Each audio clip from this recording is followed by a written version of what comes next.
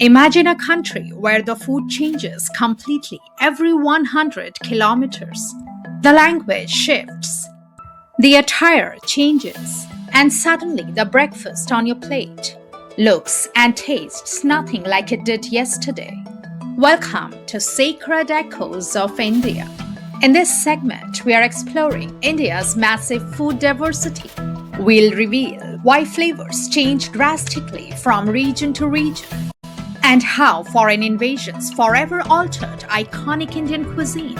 Many people think Indian food is just chicken tikka masala and naan, but the truth is infinitely more fascinating. To understand Indian food, you first have to understand Indian geography. The subcontinent is a massive patchwork of distinct climates, and for centuries, people ate strictly what the local land provided. In the north, the fertile plains fed by Himalayan rivers are perfect for growing wheat. Because of this, wheat is the king. Families gather around the hearth for hot puffed rotis, parathas, and naans. The climate gets bitterly cold in the winter, leading to a heavy reliance on dairy like rich ghee, fresh paneer, and thick cream to keep the body warm. But travel south and the landscape transforms. The tropical climate and heavy monsoons create the perfect environment for paddy fields. Here, rice is absolute royalty.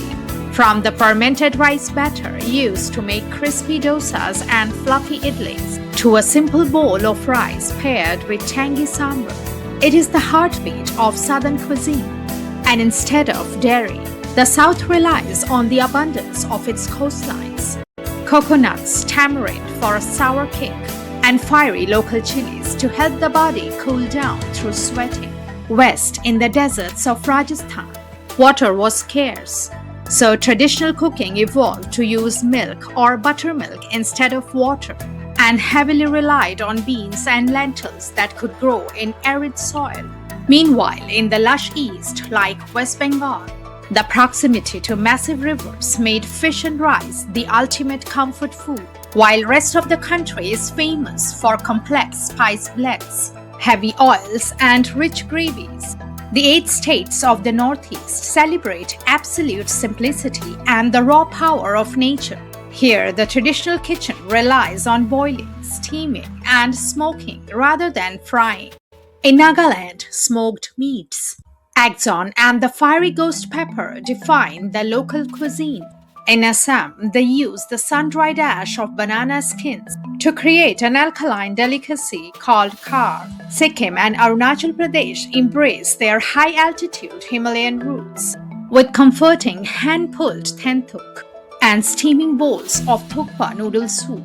Meghalaya serves chado, a rich, fragrant red rice dish cooked with pork fat, while Mizoram is famous for bai, a light, healthy stew made by boiling fresh local greens and bamboo shoots.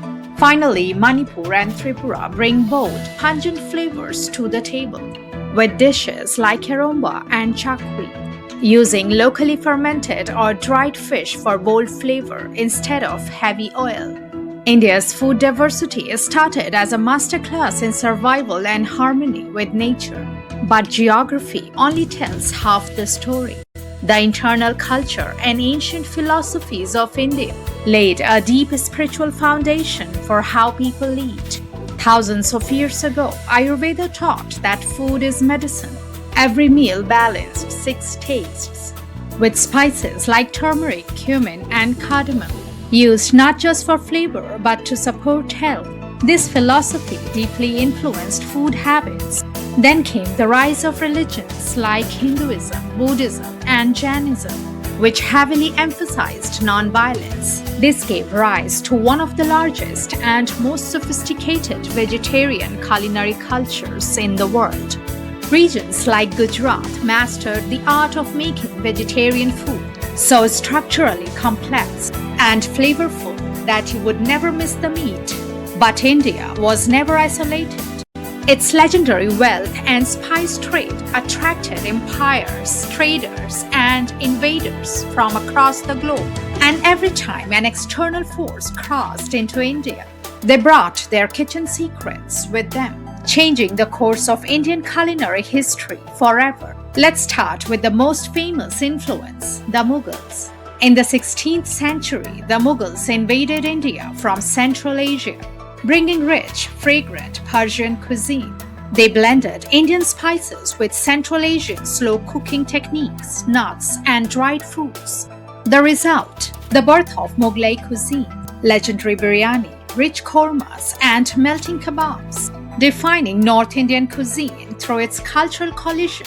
Even the beloved samosa, considered the ultimate Indian street snack, actually originated in the Middle East as the sambosa, before being stuffed with spiced potatoes in India. Speaking of potatoes, did you know that before the 16th century, there were no potatoes, tomatoes, or cauliflowers in India? And there were no red chilies either. Yes, you heard that right. The defining ingredient of Indian food, the chili, is not native to India. In 1498, the Portuguese explorer Vasco da Gama landed on the shores of Kerala. The Portuguese brought with them goods from the New World, introducing India to potatoes, tomatoes, cashews, and most importantly, chilies. Before them, Indian food got its heat purely from black pepper and long pepper.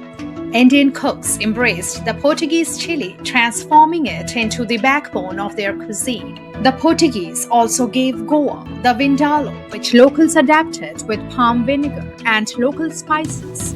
And finally, the British. They formalized the concept of curry to simplify complex Indian spice blends for their own palates, gave rise to Anglo-Indian cuisine, and popularized the culture of high tea, which eventually evolved into India's absolute obsession with afternoon chai.